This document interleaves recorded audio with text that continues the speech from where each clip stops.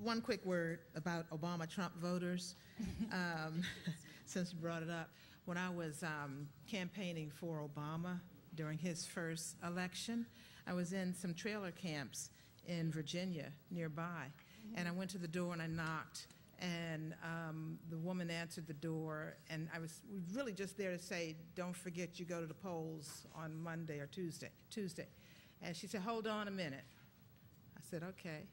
She went back, conferred with someone, let's just say Bubba, was on the couch. And she came back out, and she said, he said, we gonna vote for the nigger.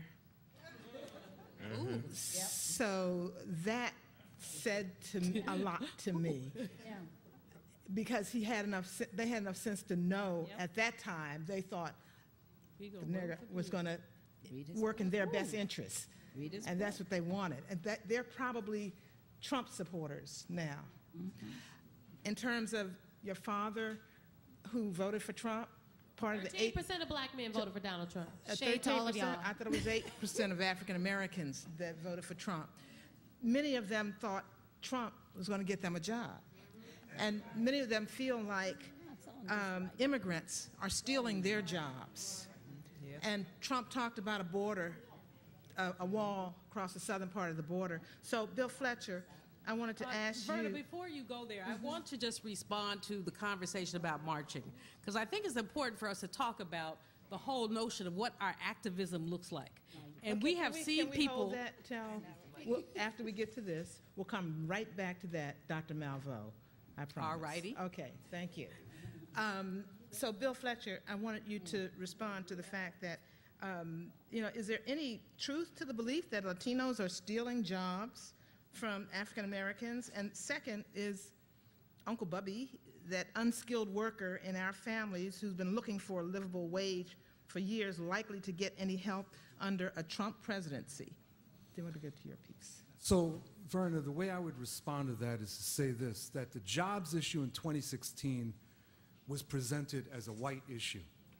Right. It was presented as if the jobs crisis in the United States was really a crisis of white people are losing jobs. White people are suffering under the economy, that the economy is crushing white people. And what was remarkable is that nobody said that the disproportionate impact of neoliberal globalization in the United States has been on African Americans and Latinos.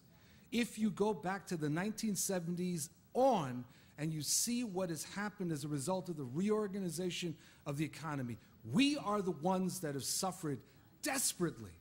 We are the canaries in the coal mine. So we were dying, and it was not a crisis. When, after 2008, the economy was shimmering, and more white people were feeling it, all of a sudden it then became a crisis, much like the opioid crisis, right? Which is, now it's a crisis. We've had heroin in our communities for years, and it was a matter of culture, it was a matter of morals, and other things. Now, all of a sudden, my God, Amy in Ohio is dying as a result of opioids, and now we've got to change everything. And it's the same thing that's happened. See, this is one of the reasons, I agreed so much with what you were raising, Simone, but this thing about change really drives me nuts, because basically what these change voters were saying is to change on our backs.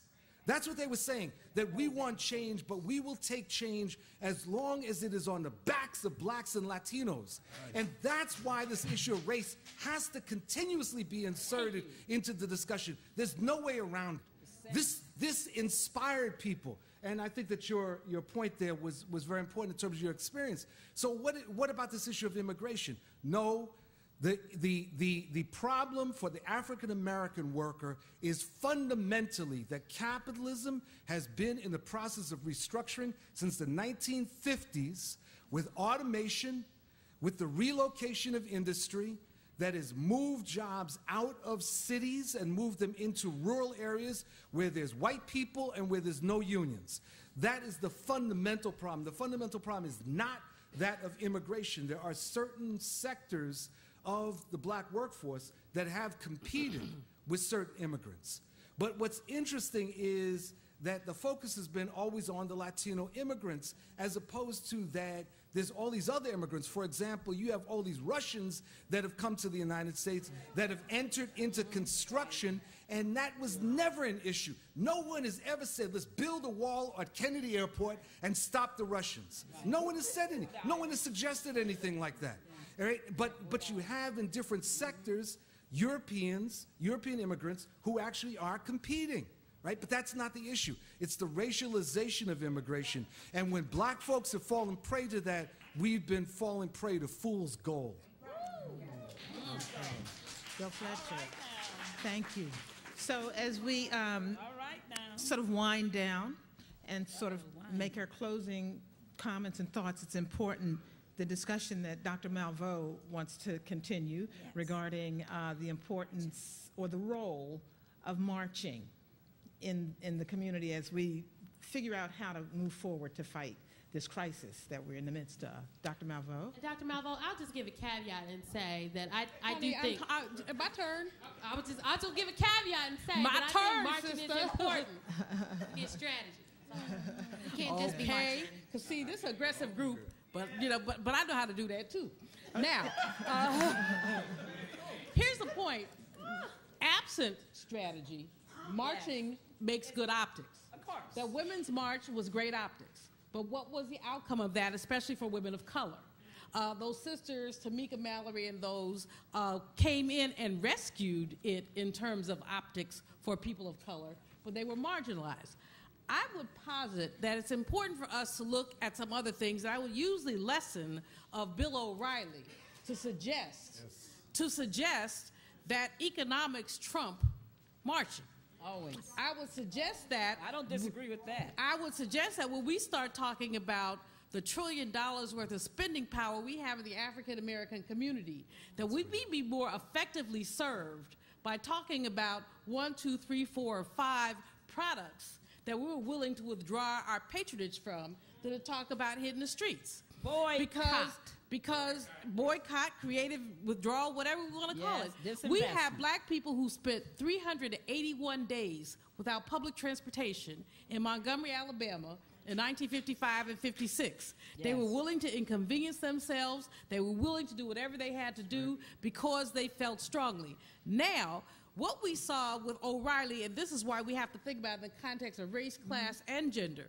What we saw in the case of O'Reilly is that, okay, he was a pig just like the president was and blah, blah, blah, blah, blah. But because it's unacceptable to sexually harass, 52 advertisers in the course of less than 2 weeks withdrew their support from O'Reilly. Because those 52 advertisers withdrew their support, what happened? Dude is gone. That's right. Now there is a lawsuit with 13 African American people suing Fox News. Yes. Is race discrimination as unacceptable as sex discrimination is? And who are the advertisers who are willing to pull back? And if they don't pull back, who among us is willing to say, I ain't gonna buy no more, and then you fill in the blank? Be it whatever it is, Walmart, they were an advertiser. Hertz, they were an advertiser. I don't want to start calling names. They might sue me. I don't have no money. But what I would say is that we have to begin to look at other things. We can do the optics, but those optics don't get people out to vote. Those optics get people excited, but they don't get people out to vote. And I think that we have to talk about something other than marches. I don't mind marching. Thank you. But we need to do more. Thank you, Dr. Malveaux. And can I? Okay, let me just. I want to go to Jamira Burley now. Ms. Burley, did you want to make a comment?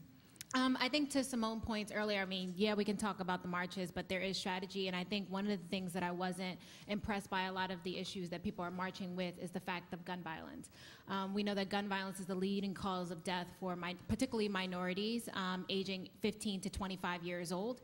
But also there's been this conversation that gun violence is just an African-American issue or just a Democrat issue. It kills 30,000 people every single day and every single year in America. And we have as young as 5-year-olds who are killing themselves with guns that are just being left around in their houses. So I think if we're really going to talk about issues that are concerning communities of color, we really need to look at on the local level where mayors and police departments can actually do something to carve the amount of violence that's impacting particularly black and brown communities. And also, I should mention that there are more guns in the United States than there are people. For every man, woman, and child, there is a gun for. So I think the conversation is about the Second Amendment. It's really about putting precautions on something that is extremely deadly and that has taken more lives than any war that we have ever had combined. So our commander in tweet was at a gun the NRA. Violence. Yeah. So it just goes, so Donald Trump recently just spoke at the NRA today, and ironically enough, they banned guns at the NRA convention and where Donald Trump spoke, so it's extremely ironic. And I think it just goes to show you that this is a man who's opened the White House to the leader of the NRA and wants to make guns that much more accessible for children to have access in their classrooms, on campuses, for individuals to go into any city and carry openly. So I think this is really one cause we need to make sure that we don't continue to allow for the NRA and for the president to make our communities that much more unsafe. So when we say, when Trump says, you know, vote for me, what do you have to lose? Everything. You have everything, including your life. Everything. Okay. Any, and what grade would you give? It's interesting. So someone, the doctor said she gave Obama incomplete. I would actually give Obama a C, and I would give Donald Trump an incomplete because what he's turned in is not gradable. He's done nothing that he said he would do within the first 100 days. Okay. Ron, did you want to make a comment? Well, no, I would get an F minus. Man, get the F minus. Clearly. In our community, when it comes to black people, I have a question. Is if it's determined that Trump himself colluded with Putin during the campaign, might that be an impeachable crime, Barbara Arnwine? Yes. And what are the chances that this majority GOP Congress would impeach one of their own?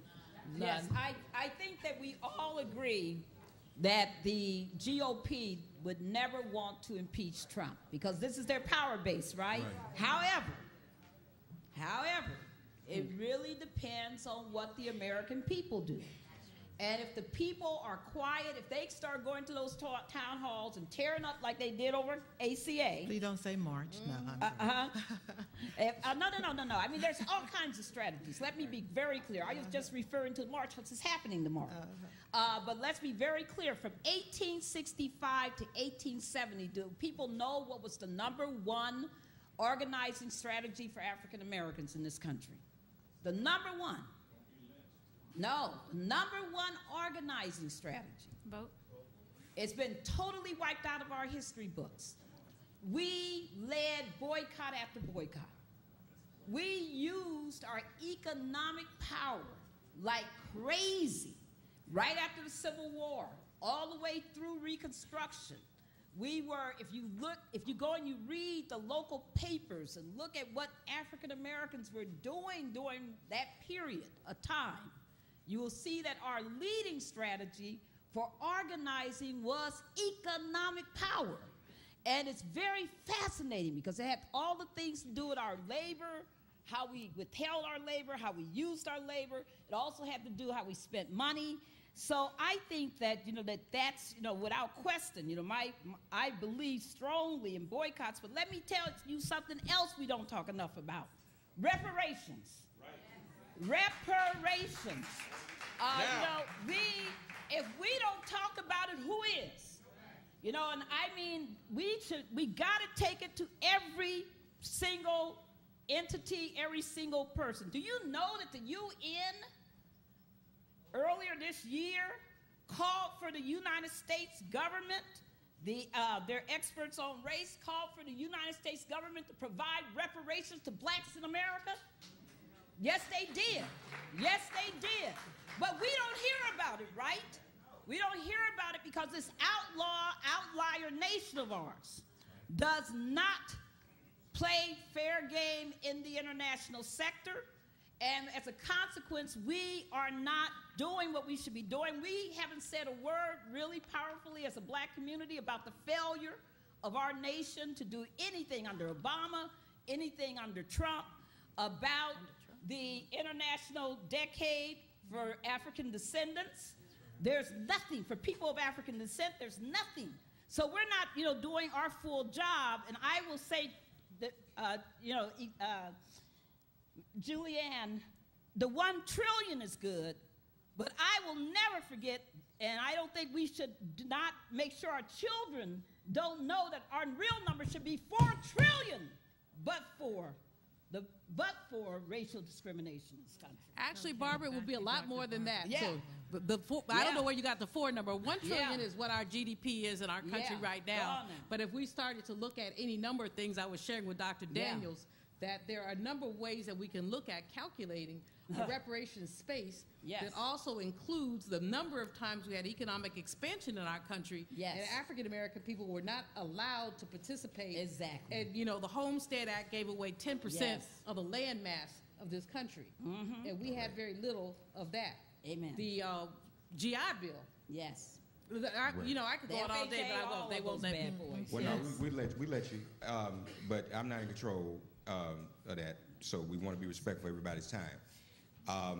We're going to move to your questions momentarily, but before we do, we have some remarks from the president and founder of the IBW 21, who ran for president himself in 1992. 25 years, the 25th anniversary, right? Of your run for president. Let's hear again from Dr. Ron Daniels. Give him a round of applause. We are going to continue, but let's give it up for our panel. So far, it's been a great and informative discussion. We are going to continue, but the live broadcast is going to end momentarily. So as the organizer of the event, we need to have our voices heard there too. I simply want to say that several things as we look at the conversation. I really think this is a great conversation in terms of strategy, and I'm glad that everybody's not agreeing. You know what I mean? There's nothing wrong with having healthy debate and discussion among friends, because this is the way in which we are indeed going to be able to transform things. I like the discussion about specialization and division of labor. It's one of the things we do in IBW. Barbara Arnwine's organization, the Transformative Change Coalition, is the premier voter protection organization, as far as I know, in America, and the alliance is such. IBW doesn't need to have another organization doing that, if you understand what I'm saying. Let's support that. Other organizations are doing other things. Let's find a way to aggregate around that. I got to say, I'm a strong believer in economic sanctions. A strong believer. We tried to launch a boycott against Florida around Trayvon Martin because we think we could have checked the Koch brothers. I strongly believe that power that we have in our hands, we must absolutely use. Well, it's clear that the damage that Trump has done is devastating on Black America and the Pan-African world and poor and working people. And yet we are here in Frederick Douglass Hall, and that says everything. And I must say, I was really intrigued by the speech, because Frederick Douglass is deep. He's somebody we need to study a lot more than we have. IBW believes that we must always have a progressive Black agenda, and I use those terms advisedly, progressive Black agenda. Everybody who is Black is not progressive. Amen. There's a big difference between Thurgood Marshall and Clarence Thomas. A big difference between those two, right? That says it all. We are in the conversation about ending the war on drugs and racially biased discriminatory policies. We believe that we have to, in fact, organize the unorganized, which is one of the things that needs to happen in our community. Totally agree with Simone Sanders about the idea that we cannot depend on the Democratic Party. We need a third force. We need a third force, and I've written about it on our website, ibw21.org. I talk about a third force. That's what the National Rainbow Coalition should have been, but never became. But we can resurrect the idea we need a third force. And among that, we need to organize the unorganized. That means formerly incarcerated persons by the millions in this country need to be a part of that equation, as well as the whole question, indeed, of victims of violence in our community. They need to be organized to be a constituency for change. We believe in the idea of a domestic Marshall Plan. You know, if America could rebuild Europe and Japan after the war, why not the urban inner city areas that have been devastated, as Bill has been talking about? And reparations, we know that IBW is in the middle of this struggle around reparations because we've helped to organize the National African American Reparations Commission. We're on the forefront of that particular struggle. Yes. So we must be bold and audacious. And the internal things that we must do is organize and get around economic empowerment. We must also deal with the idea of healing ourselves. We are still very much suffering from post-slavery and post-apartheid traumatic conditions. No doubt We need a lot of healing internally. We need to turn to each other. We need to be able to, in these spaces, be about how do we affirm each other again. And then the Institute of the Black World 21st Century, as we came out of Newark, New Jersey, where Raz Baraka, the Honorable Raz J. Baraka, is a bad brother. Y'all heard him the first time when we had the first town hall meeting. We want to support, all the cities are out there, but sometimes you need to focus. We want to focus on making Newark, New Jersey a model city. We don't want it to flip like Atlanta, flip like Washington, D.C. The chocolate cities are in danger. You see the Whole Foods come, and the people walking down the street with the dog and not picking up, and then the next thing you know, the city is done flipped. We need to, and this is not being hostile to anybody, because very often what happens when the flip takes place is they also want to change our communities, tell us what to do in our own communities, yes. And that needs not to happen. So I say all that to say that we need to be focused, and we need to, in fact, be organized. And the Institute of the Black World 21st Century is committed to that. And again, as a part of this broadcast, therefore, we are profoundly thankful that all of you listened out there on WPFW, all of those listened out there in terms of SiriusXM all across the country. We encourage you to go to the website ibw21.org, that you go to the website ibw21.org to learn about the work that we're doing with the Institute of the Black World 21st Century, which in essence is really about convening gatherings like this. It's not about producing a singular leader. You know, as Abel Mabel Thompson once said in Georgia, we are the leaders we've been looking for.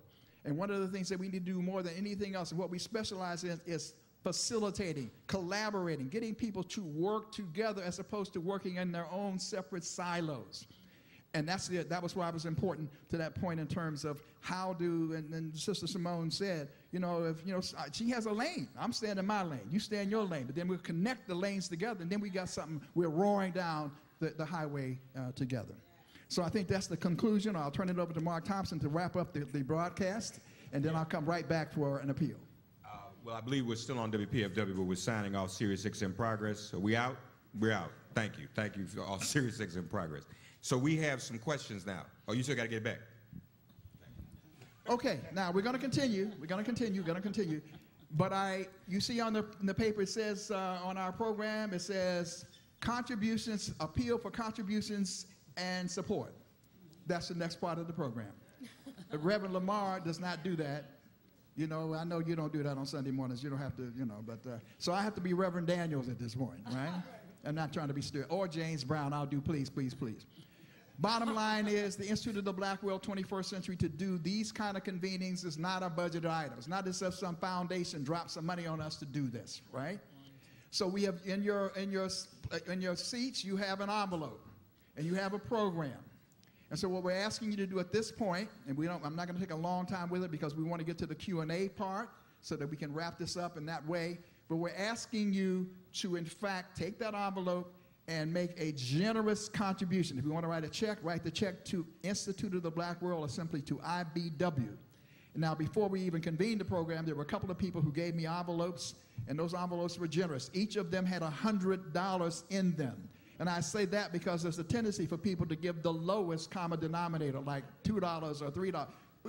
People, we can afford to give more than that. I would think in this audience today, our expenses are about $2,500. So I think we probably got 10 people in here who could actually give $100. There's probably another 20 people who could give $50 and others who could give $25.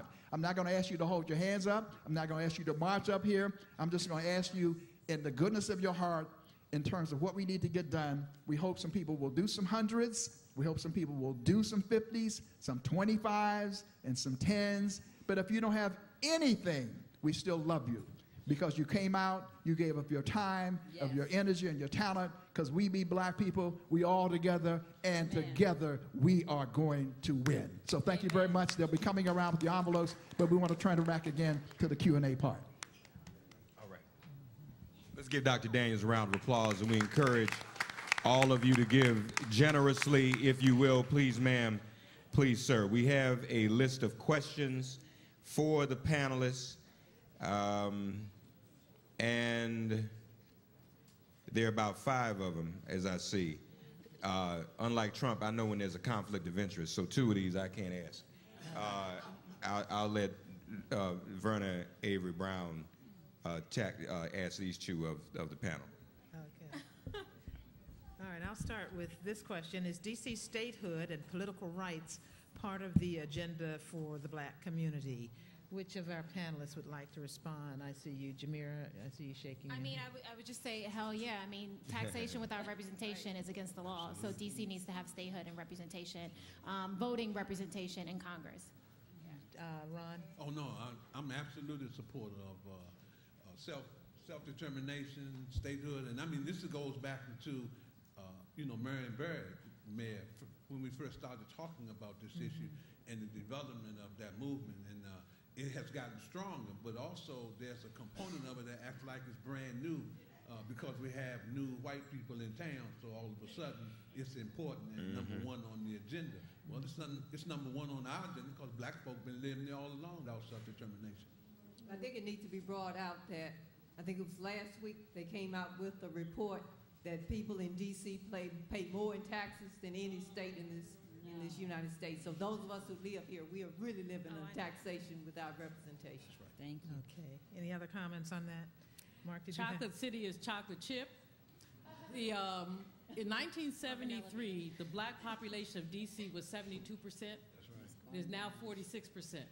It's worth noting that we have a mayor, and we had a mayor before her who never met, not Vince, but Bowtie, who never met a developer that they were not in love with.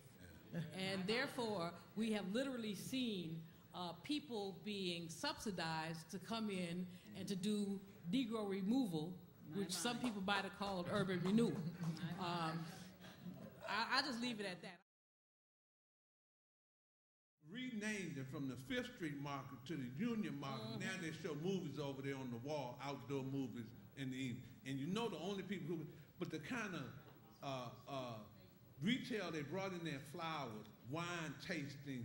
I mean, come on now, to go from a market to a wine tasting. So basically, just to sum it up in the question, statehood for white folks now. Yeah, that's right. Gotcha. All right. Next question, please. Go with yours. No, do those 2 because I can't. Right. I'm not supposed to read them. The Democratic Party has not hit the mark. Why not separate into a black independent political party to catapult black issues? Separate. You know what? My answer to that question is absolutely to separate into a black political party to catapult black issues. But I mean, we haven't seemed to get it together inside the party to be able to get our own agenda inside the party. I'm not sure what would make y'all think that leaving the party to go organize and stuff, we can't even get organized. It doesn't make any sense to me. These are the same kind of people that ask for a third party and think, well, why can't we have a viable third party? You definitely can. But currently we're in a 2-party system. So if you'd like a viable third party, you have to do the work to build the infrastructure, support and platform to have that party and the money. And we're not doing that as black people inside the Democratic Party right now. When's the last time we had black people meet? Tonight. Exactly. And there's still some people that ain't in the room that need to be in the room. So I think we have to do a little bit more work on the inside right now to get our stuff together before we decide where we're about to go. If we want to look at the reparations issue in the context of that question, let's look at the fact that John Conyers, since 1989, has introduced H.R. 40 persistently, consistently. We had the legislation has now been amended to give it more teeth, to talk about a commission, to talk about a plan of action. But guess what? The whole entire Congressional Black Caucus has still not signed on to co-sponsor that legislation. So some of everybody Brown ain't down. Is that true? Is that true, Elsie? That is the truth. Ask Ron Daniels. We've been working on this. It's absolutely. No, I'm just former executive director of the Congressional Black Caucus Foundation. I was just asking her to confirm that. That is true. That's shameful. We got a few white folks who have signed on to it, but the entire Congressional Black Caucus has not signed on to it. Some of them scared. Some of them don't get it. Some of them think that reparations mean they're going to get a $50,000 check, which it doesn't mean. But the point is that, when we talk about separating out a party, we have to talk about the continuum of ideology in the African American community. In fact, when we look at that continuum of ideology, some of them, but for the foolishness of 45, when we stomp down stone Republicans. All right. Well, yes, please. Yeah, it's interesting because, I'm going to be very honest. I had no joy at thinking when I was looking, at the election, and I was looking at, what to expect if Hillary won, what to expect if Bernie won, what to expect, from that, side. I had no joy at any of it because I didn't see the issues that we care about deeply being reflected in any of that. I do think there's something about, if you look at the Freedom Caucus, remember I mentioned those bills, those horrible police bills, and that hearing room that was empty? Guess why those bills were being put through? They were being put through because the Freedom Caucus had said that they wanted these bills as, what would you call it, as appeasement for their not getting a vote on the health care. We were traded by the Freedom Caucus with the police, more police repression as the, sentiment in order to them to get some appeasement so that they could save face in their own minds. Now, there is something about us thinking about ideologically having a stronger black formation. I believe that there is something wrong that we don't have a formation that puts the same kind of pressure that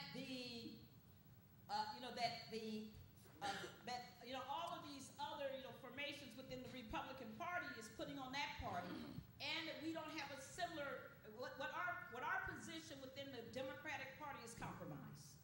That's my read for it. Okay. And that is always a compromise this, a compromise that. Weak. And Weak.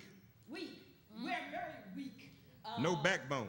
And I think that I do think that there is some value in our coming together as African Americans and having an ideological stance that we stand on, and that means regardless of those who are weak and don't want to be with us. Man, listen, I told you I walked the halls of Congress. Right. I walked into black members' rooms who have told me, CBC members, at least one, I should say, or two, who have told me that they don't want to hear about voter suppression. All right. Thank you, Barbara. Okay? I mean, come on now. So we have to really be ideologically thinking very independently. So I do think there's a need, like I keep saying, there's a need for, we got missing infrastructures. There's a reason why we have the kind of weaknesses that we have in our advocacy, because we don't have it fully loaded up the way that we needed it loaded up. But I do think Simone, Julianne, Elsie, and Ron, and Bill, and Tamira, I think we do need some more independent thought. Right. And that is what's missing in our movement, that we're trying to compromise with this one, keeping that one happy, being part of their train, this train, jumping on board. No! We need some independent thought that says this is where we stand as black people. This is fundamental to us. Absolutely. Whoever's not with us, we're not with them. All right. Thank you, Barbara. Thank you, Barbara. Simone? That's what the Institute for the Black World does. That's right. For the record. That's what the Institute for the Black World does. Independent institute for our people. Okay. I have to go, but I just want to say thank you to Dr. Daniels, to the Historic Metropolitan AME, to Mark and everybody for having me. And I think this, I should text Mark and told you this is an amazing conversation ahead of time. And I think more people need to join more of these more often, because this is where the ideas come out, where the work can get done, and how we can move the ball forward. All right. Thank you, Simone. Thank you, Simone. All next round, I'll talk about race. Okay, we have a few more questions. Just one or two more questions. Thank you, Simone. Give her a round of applause.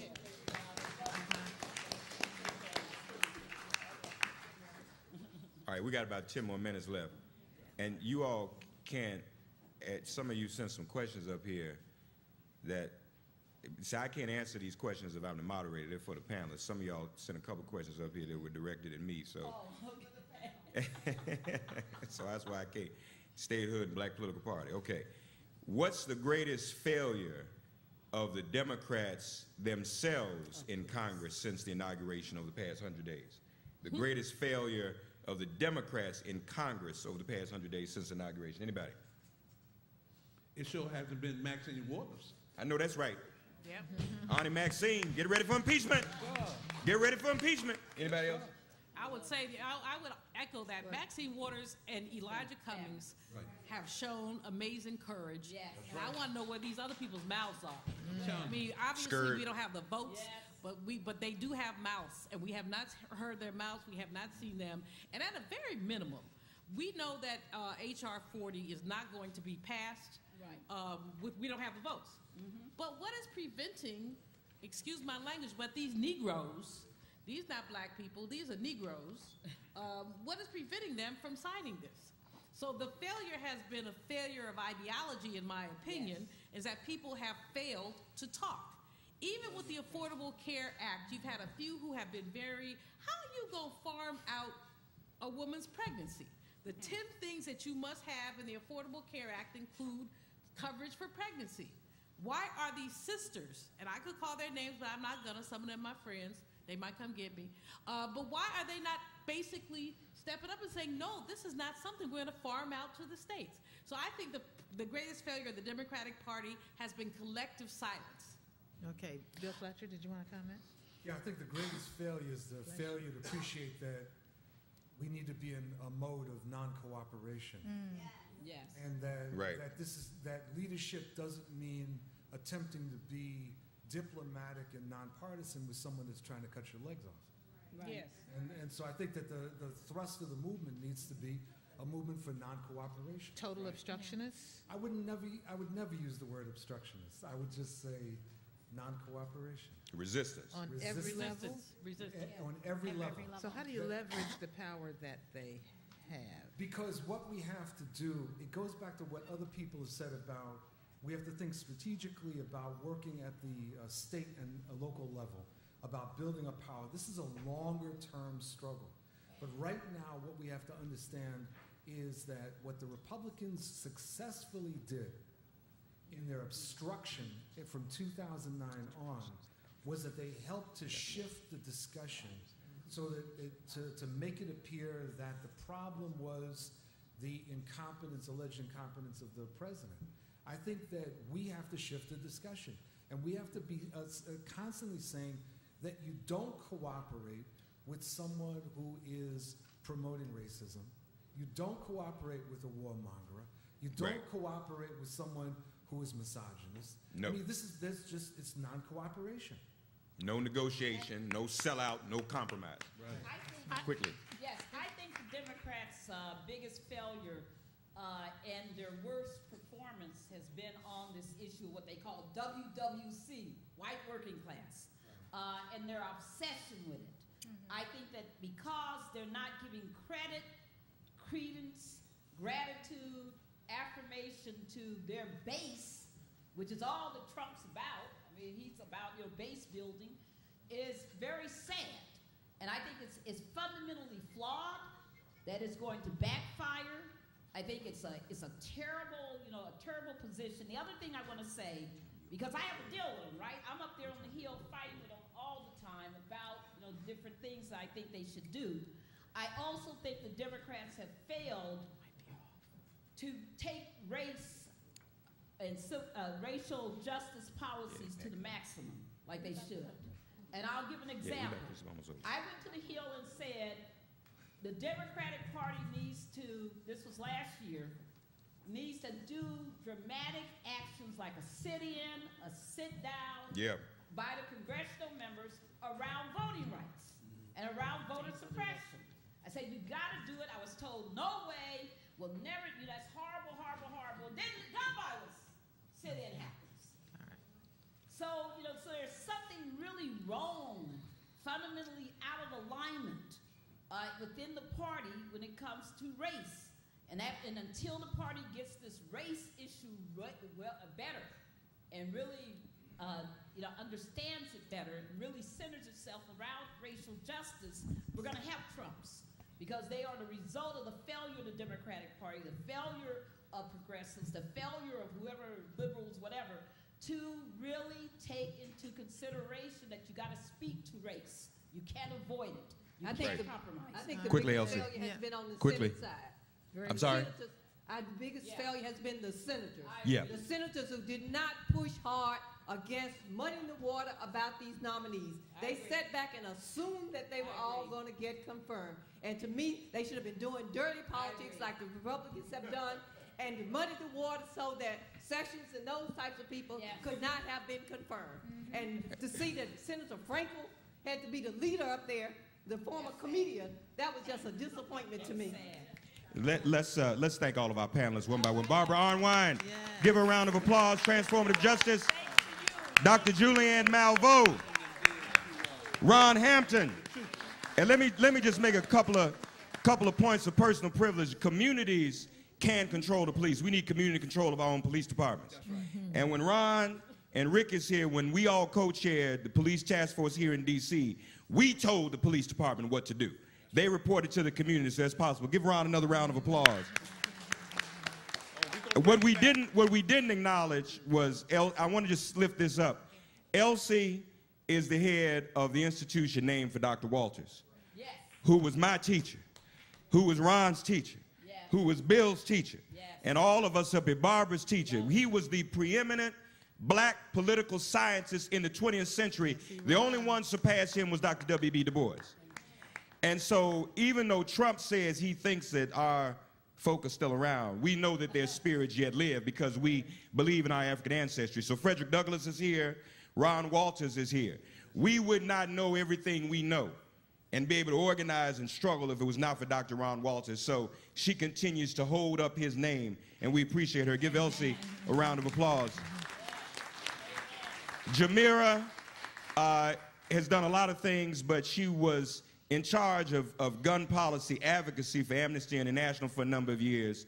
And she is a survivor because her family have been victims of gun violence. So it takes a lot of courage to come forward. These things happen, and the next day we move on to the next story. Right. And that's shameful and a crime, and in the house of God, it's a sin to do something like that. Give Jamir a round of applause for being here.